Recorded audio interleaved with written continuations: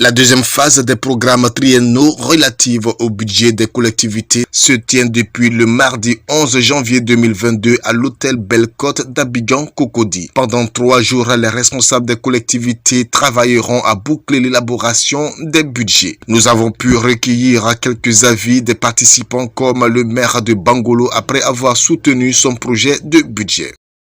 Bon, vous savez que les mairies aujourd'hui, d'ailleurs c'est pas seulement aujourd'hui, il faut bien faire adopter son budget et nous avons donc été programmés aujourd'hui pour présenter notre budget à notre hiérarchie, accompagné de tous les ministères donc, qui interviennent, ministère de la Santé, ministère de la fonction publique, du budget et aussi des finances.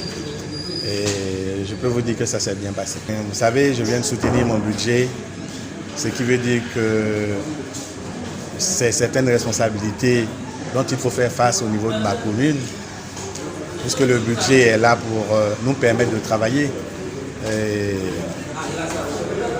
je pense que ça va aller, ça va aller. Pour l'instant, vu tout ce que nous avons à faire à Bangolo, je peux vous dire que le budget est très très insuffisant. Et nous étions ce matin par rapport à la soutenance de nos budgets primitifs de 2022 que nous appelons communément la session budgétaire. Donc la commune de Boko est venue avec l'ensemble de ses techniciens pour pouvoir soutenir ces programmes de budget de 2022. Et Dieu merci, ça fait passer dans de très bonnes conditions et nous venons de finir. Nous sommes venus pour soutenir notre budget primitif 2022. Ça s'est bien passé. La conférence budgétaire a été bien appréciée et ça s'est bien passé, très bien passé. Le budget de la commune, chaque année c'est comme ça, nous venons pour soutenir le budget. Il y a une commission du ministère de l'Intérieur, de la Direction générale des collectivités, et qui regarde si nous sommes dans les lignes, les canevas tracés par l'administration. Nous sommes venus pour ce séminaire-là depuis hier, mais depuis hier jusqu'à aujourd'hui, ce sont les nouvelles directives au niveau de la comptabilisation des ressources de l'État. Et puis, voir comment rendre plus efficace le recouvrement des deniers publics. Et vraiment, ça a été très enrichissant pour les uns et les autres, puisque en fait, c'est des nouvelles directives de l'UEMOA. Et il faut que la Côte d'Ivoire soit dans la même foulée que tous ceux qui sont dans l'espace UEMOA. Et vraiment, ça nous a fait du bien, ça nous a enrichi. Quand nous allons arriver dans nos différents services respectifs, nous allons essayer autant que faire se peut de mettre ça en application. Nous parlons des droits constatés. C'est pour renforcer donc, les liaisons fonctionnelles entre les services d'assiette et les services de recettes.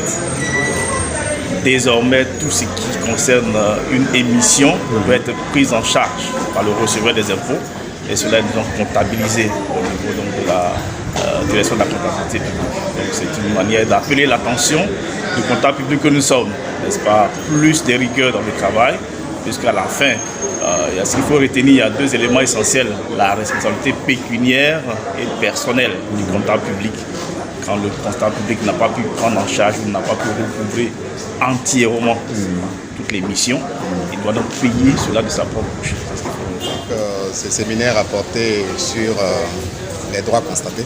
Les droits constatés qui sont, si vous voulez, l'ensemble des créances de l'État et sur les différents contribuables. Donc il va s'agir désormais de la comptabilisation et du suivi de ces créances-là et la technique de mise en recouvrement de toutes ces créances-là, afin de pouvoir non seulement sécuriser les recettes de l'État, mais en garantir la comptabilité. C'est de ça qu'il s'agit. Rapport au niveau justement, c'est la comptabilisation, j'allais dire par avance, dans le budget de l'État, de toutes ces créances de l'État.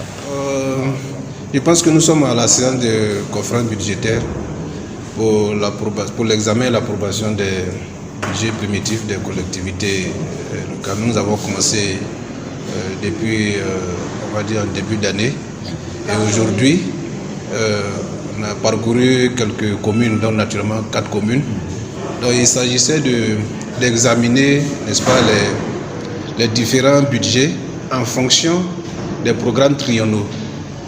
Et donc on parcourait ça selon quelques critères. On regardait est-ce que d'abord les budgets sont conformes, n'est-ce pas, au programme.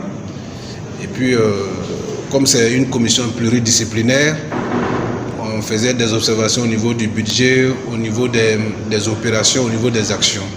Et je pense que la synergie avec laquelle nous avons travaillé, n'est-ce pas, a amené les collectivités à prendre en charge ou à prendre en compte vraiment beaucoup d'éléments dont ils ignoraient.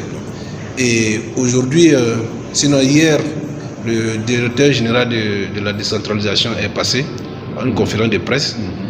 Et en tout cas, c'est des réformes qui sont en cours à laquelle vraiment nous avons vraiment adhéré. Et personnellement, moi et surtout au niveau du ministère de la Constitution, c'est une occasion pour nous de promouvoir également les réformes qui sont aussi élaborées au niveau du ministère de la Constitution. L'étape prochaine sera consacrée à l'examen des projets de budget qui seront soumis à la signature du ministre qui exerce la tutelle des collectivités.